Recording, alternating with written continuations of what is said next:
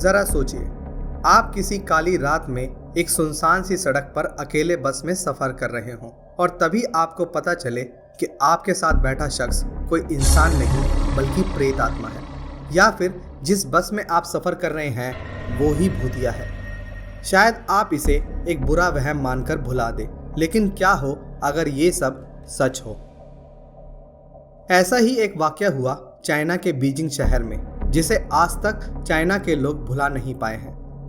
जहां एक बस चली अपने यात्रियों को उनके गंतव्य स्थान तक पहुंचाने के लिए, पर वह सभी लोग पहुंचे मृत्यु लोक में। इस घटना की वजह से आज भी चाइना के लोग देर रात में बस में सफर करने से डरते हैं। यह पूरा मामला इतना पेचीदा था कि इसे समझ पाने में चाइना की पुलिस और मीडिया आज तक विफल है। इसी वजह से इस घटना को बीजिंग की न्यूज़ वेबसाइट्स और मीडिया ने इसे द मिडनाइट बस ऑफ 375 और द लास्ट बस टू फ्रेग्रेंट हिल्स का नाम दे दिया। 7 स्टेशन लंबा बस का यह सफर युआन मिंग हुआन स्टेशन से चलकर शियानशांग फ्रेग्रेंट हिल स्टेशन तक करीब 16 किलोमीटर का होने वाला था। 14 नवंबर 1995 यानी लगभग आज से करीब 25 साल पहले इस सर्द रात में एक बूढ़ी औरत, नौजवान लड़का और एक couple yuan Ming Hwan bus station पर बस का वेट कर रहे थे। कुछ देर इंतजार करने के बाद ठंड की उस रात में सुनसान सड़कों को कोहरे ने ढकना शुरू कर दिया था। सन्नाटा धीरे धीरे पैर पसारने लगा था। वहीं दूसरी ओर शहर के जानवरों की आवाजें इस सन्नाटे को चीरने लगी थी। चूंकि वहां कोई नहीं था तो वह लोग आपस में बात करने लगे। ठीक 11 बजे उस स्टेशन पर आखिरी बस नजर आती है। उस बस में उस वक्त एक ड्राइवर और एक लेडी टिकट कलेक्टर के अलावा कोई नहीं था। बस स्टॉप पर रुकते ही वह सभी लोग बस में चढ़ जाते हैं। बस में अब 6 लोग सफर कर रहे थे, 2 बस के क्रू मेंबर्स और 4 पैसेंजर्स।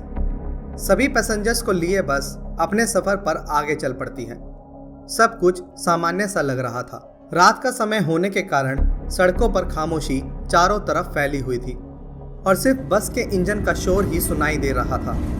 बस में बैठे यात्री बाहर के नज़ारों का लुत्फ उठाने लगते हैं, पर कोहरे ने उनके इस मंसूबे को नाकामयाब कर रखा था। बस कुछ देर तक चलती है, तभी ड्राइवर को रोड के किनारे हाथ हिलाते हुए 2 परछाई सी दिखती है। ड्राइवर यात्रियों को बस में चढ़ाने की मंशा से बस रोक देता है ताकि वह लोग बस में चढ़ सकें। बस रुकी और बस के पीछे के दरवाजे से जब वह 2 लोग चढ़ने लगे तो अचानक दिखता है कि वह 2 नहीं बल्कि 3 लोग हैं और वह दोनों व्यक्ति तीसरे शख्स को सहारा देकर बस में चढ़ाने लगते हैं। उन तीनों ने चाइनीज ट्रेडिशनल कपड़े पहने हुए थे। तीनों का मुंह नीचे की तरफ था। ऐसा लग रहा था मानो वो सभी शराब पिए हुए हैं और वह तीनों बस की पिछली सीट पर जाकर बैठ जाते हैं।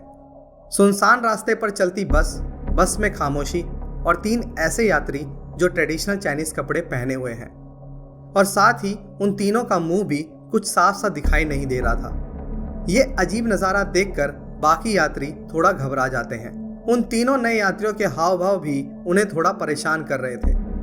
इसी परेशानी ने बस का माहौल थोड़ा डरावना सा कर दिया था। थोड़ा टाइम बीता और बस अपने नेक्स्ट स्टेशन तक पहुंची और वह चाइनीज कपल बस में इसी माहौल के कारण बस से उतर जाते हैं। बस में अब 7 लोग थे। बूढ़ी औरत बस की आगे वाली सीट पर बैठी थी। नौजवान लड़का उसी की जस्ट आगे वाली सीट पर बैठा था और वह तीनों व्यक्ति बस की पिछली सीट पर थे।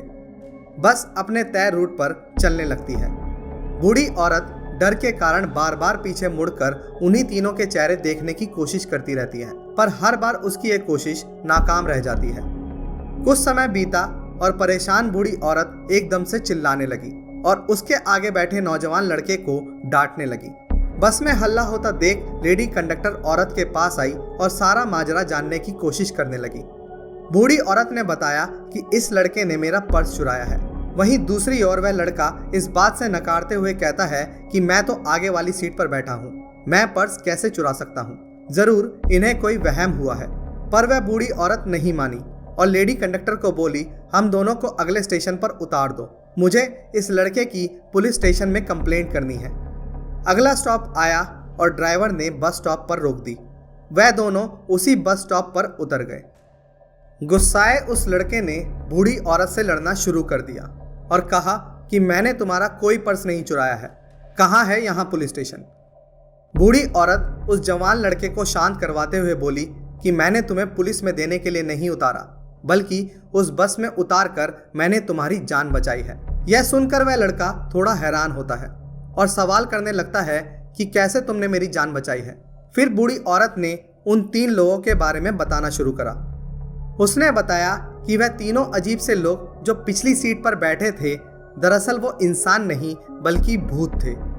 असहमत होते हुए उस जवान लड़के ने उस बूढ़ी औरत से इस बारे में और सवाल करना शुरू करा कि तुम ये कैसे कह सकती हो, जरूर तुम्हें कोई वहम हुआ होगा। पर बूढ़ी औरत अपनी बात पर अडिग रही और उसने बताया कि जब से वह तीनों चढ़े थे, मुझे वह तीनों थोड़े से अजीब लग रहे थे, इसीलिए मैं बार बार पीछे मुड़कर उन्हें देखे जा रही थी और तेज हवा उनकी ड्रेस को हवा में उड़ा रही थी। तभी मैंने देखा कि उनके तो पैर ही नहीं थे, पर वह तीनों खुद चलकर बस में चढ़े थे। यह सब सुनकर वह लड़का वहीं स्तब्ध खड़ा रहा। डर ने उसके ख्यालों को घेर लिया था। वह कुछ बोल पाने की हिम्मत नहीं कर पा रहा था। थोड़ी हिम्मत जुटाकर उसने बूढ़ी औरत से पूछा कि अब हमें क्या करना चाहिए। बूढ़ी औरत ने पास ही के पुलिस स्टेशन में जाकर सारा माजरा बताने को कहा। फिर वह दोनों पुलिस के पास गए और पुलिस को सब कुछ विस्तार से बताया, पर पुलिस ने उनकी बातों पर ज्यादा तवज्जो नहीं दी और कार्रवाई का आश्वासन देकर उन्हें घर जाने को कहा। उसके बाद वह दोनों अपने घर की ओर चल दिए। अगली सुबह यानी 15 नवंबर के दिन श्यानशांग बस टर्मिनल्स के ऑफिसर्स को पता लगा कि रूट नंबर 375 की बस अभी तक स्टेशन नहीं आई है, जबकि उसको तो रात को ही अपने तय समय पर आ जाना चाहिए था। ऑफिसर्स ने अपनी तरफ से बस का पता लगाने की कोशिश की। काफी मशक्कत करने के बाद उन्हें पता लगा कि रूट नंबर 375 की बस कहीं गायब है और साथ ही बस के क्रू मेंबर्स भी बस के साथ लापता हैं। ऑफिसर्स ने बस की मिसिंग रिपोर्ट पुलिस में दर्ज करवाई। पुलिस ने बिना वक्त गवाए बस को ढूंढने की कवायद शुरू कर दी, पर बस का कोई भी सुराग नहीं मिला। पुलिस ने अपनी पूछताछ का दायरा थोड़ा और बढ़ाया तो जांच में उन्हें पता लगा कि 14 नवंबर की रात को 2 लोग इसी बस की रिपोर्ट लिखवाने पुलिस स्टेशन आए थे। जब उन दोनों लोगों से पुलिस ने पूछताछ करी तो पता चला कि वह दोनों लोग तो मेंटली इल यानी पागल हैं। तीसरे दिन यानी 16 नवंबर को पुलिस ने आखिरकार उस बस को अपनी तय मंजिल से 100 किलोमीटर दूर पानी के एक तालाब से ढूंढ निकाला। उस बस में 5 लाशें मिली, जिसे देखकर वहां खड़े सभी लोग भौचक्के रह जाते हैं। उन 5 लाशों में से 2 जो बस के क्रू मेंबर्स की लाशें थीं वह बिल्कुल सही थीं, लेकिन 3 लाशें बुरी तरह से सड़ चुकी थी। बस में घटी इस घटना के बाद यह इंसिडेंट चाइना में काफी प्रचलित हुआ। हर कोई ये जानना चाहता था कि आखिर उस बस में क्या हुआ। क्या वाकई वह तीनों लोग जो ट्रेडिशनल कपड़ों में चढ़े थे वह भूत थे, जैसा कि उस बूढ़ी औरत ने दावा किया था, या फिर ये पूरी की पूरी बस ही भूतिया थी। पुलिस के सामने ये गुत्थी और भी ज्यादा पेचीदा हो चुकी थी, क्योंकि बस को तो ढूंढ लिया गया था, पर उसमें छुपे कई राज और रहस्यों को अभी भी उजागर होना बाकी था।